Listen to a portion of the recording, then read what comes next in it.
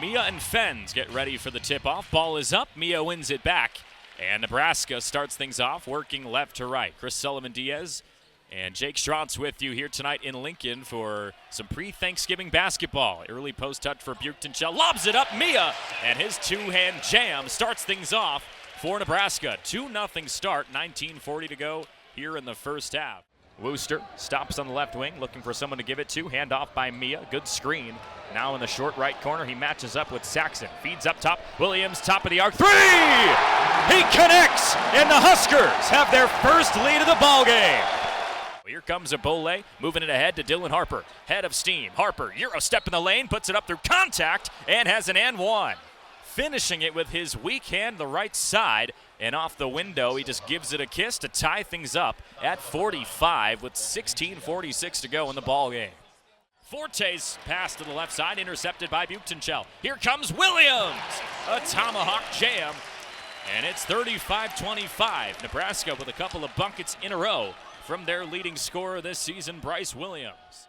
Dylan Harper and Bryce Williams one-on-one. Feed to the right corner, Ace Bailey. Skip pass into the near corner. Dylan Grant launches a long jumper, and it's all twine for Rutgers. A three in the left corner, and Dylan Grant connects. 35-31 with 4:18 left first half. Huskers need some offense here. Handoff back to Williams from Mia as he's on the left wing, fakes the three, gets it to Mia inside, and he jams it home. Open dunk with two hands for safety, and the Washington transfer as Nebraska up 45-40 with 17:25 to go in the second half. Huskers playing catch up top with Connor Esigian, who dives to the cup and got sent back by Ashton Smith down the right alley, and he absolutely obliterated that finger roll. Now over to the right side, Jamichael Davis charges into the paint, gets it out to Martini. Left wing three, up in the air and down. Zach Martini pounds his chest and gives Rutgers the lead, 67-65. 9 minutes, 12 seconds and counting second half. Post touch for Mia, free throw line extended. He holds it high over his head, and now with less than 5 to shoot, Williams goes between the legs, gets to the mid-range, stops at the free throw line, rises up for a jumper, and it rattles home. Off the back iron, then the front, and finally dropped through the net. Bryce Williams cuts it to an 8-point deficit, 30-22, 7:30 to go first half.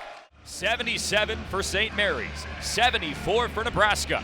They need a three to send it to overtime. Probably going to see some sort of rub screen to get Williams open.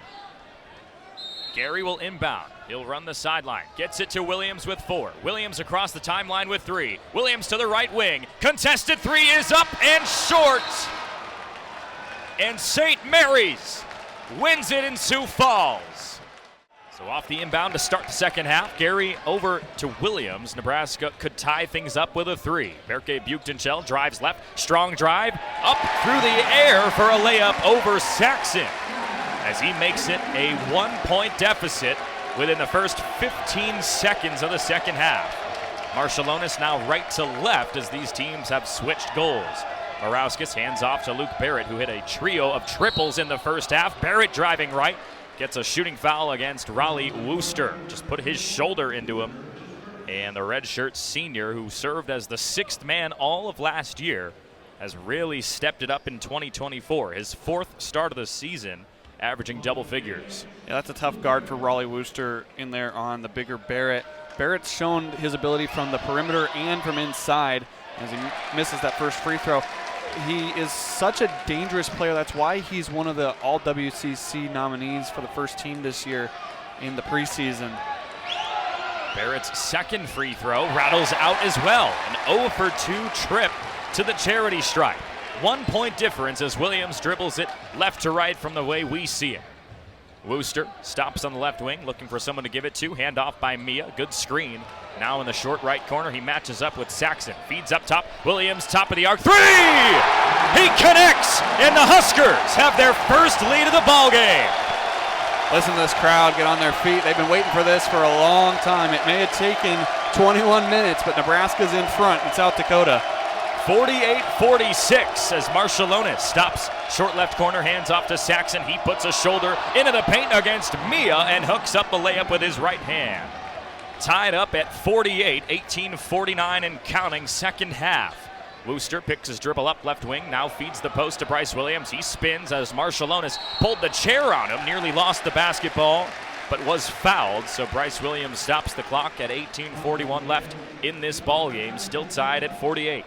Yeah, and the foul goes on Mitchell Saxon down there underneath. Bryce Williams really trying to get a shot up. It was called on the floor, though, so Nebraska will have the inbound. I was confused for a second. My book, I had St. Mary's at 50, but I forgot to take away the overturned goaltend, so we're square at 48. Wooster inbounds from under the net to Jawan Gary, who posts up top. Gives it on a handoff to Berke Buchtenschel. His second drive to the left side in this half. He hands it off to Williams with less than 10 to shoot on the shot clock. Another post touch up high for Braxton Mia. He's on the right wing with 4. Wooster pulls the right wing 3 with 2 on the shot clock. Off the back iron. Huskers grab a second chance with Gary. Buchtenschel spins in the paint, put his shoulder into a man, and has a bucket. Huskers, the first to 50 here in South Dakota. As Buchtenschel hits the layup, they lead by 2 with 18 to go in this ball game. Jordan Ross up top straight away to Saxon. Now feeds underneath. Saxon moves his feet, no travel called. Barrett driving in against Mia, and a quick whistle, and they call a foul, I believe, on Braxton Mia. He had his hands up in the sky, and no, maybe they'll call it on Jawan Gary. Yeah, they called it underneath, away from the basketball. Jawan Gary had his hands draped over Saxon. The reason for no travel, I was watching our officiating crew down there, and Tony Padilla signaled that Saxon didn't have possession of the ball, and so he could not travel. It's a judgment call. It's definitely one that Nebraska fans would have liked to have back. So with that foul, Gary heads to the sideline. It's Connor Asijan stepping onto the parquet floor at the Pentagon. As he comes off the bench, Marshallonis tries to send it into the post to Morauskas. Pass skipped away for a moment. Back to Barrett with 5 on the shot clock. Deep on the left wing, Marshallonis, the conference player of the year, needs some magic. Floats it up with his left hand. It's in the goal, and an offensive interference as Barrett reached up in the cookie jar to put that one through. So the basket won't count. 50-48, Huskers still lead with the 2-point advantage. 17:35 to go in this basketball game. Wooster will give it up to Williams, who will slowly bring it across midcourt, working left to right.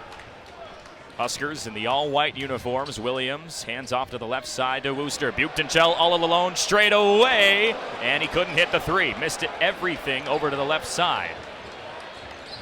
Quickly other way, Marshallonis gets into the paint, was reached in on and fouled. As Bryce Williams gets credited with the foul. Yeah, that's a tough foul because now Bryce Williams and Jawan Gary both with 3 personals. Jawan Gary currently sits on the bench. Bryce Williams, leading scorer for Nebraska. They're going to have to play it safe. Ross off the inbound, deep on the left wing. Rejects the screen from Saxon to the right. Picked his dribble up, though, so he has to give it to Mitchell Saxon, who picks his dribble up. Long entry pass to Morauskas. The height advantage over Wooster. Second, third chance doesn't fall. Good defense inside by Nebraska. Connor Asijan comes away with the basketball. Now gives it to Bryce Williams, right side. Williams charges into the paint. Puts up a tough layup. Rims in and out over Morauskas. Nearly had 20 points right there for Bryce Williams as Ross drew contact, no foul called, and Buchtenschel with a fist pump toward his sideline as he bodied up against the Gale ball handler and forced the turnover. Still 50-48 with 16:42 to go in the second half. Nebraska manages the basketball with the lead. Braxton Mia holds at the top of the arc, gives it a handoff to Asijan. His high arcing 3 bounces off the front of the rim twice. Buchtenschel grabs the rebound, back up and in. Berke Buchtenschel with a flex to the Husker crowd at the Pentagon, and we head into a timeout. Huskers lead 52-48 here in South Dakota. We'll have more coming up right after this on KRNU.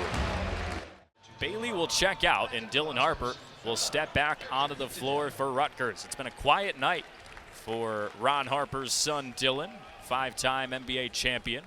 As he steps back onto the court, he's been dealing with illness as of late, lost reportedly up to close to 9 pounds as he pounds the rock straight away against Williams and connects on a 3. Ties this one up at 20 with 10 minutes to go first half. Huskers have a big lineup out there with Morgan and Buchtenschel as the Huskers work from left to right. Esijan picks his dribble up, gives it to Buchtenschel, left wing, driving against Martini. Lost his footing, tried to lay it up with the left hand, and it found nothing as it goes careening out of bounds under the basket. A Husker turnover with 9:50 to go first half, still tied at 20. And that was just one of those where it looks like their feet got tangled up and Bearcade just hit the floor and tried to throw up a shot, but and no luck for the Huskers. So Dylan Harper from right to left. 7 points now on the night after that 3 on the last possession.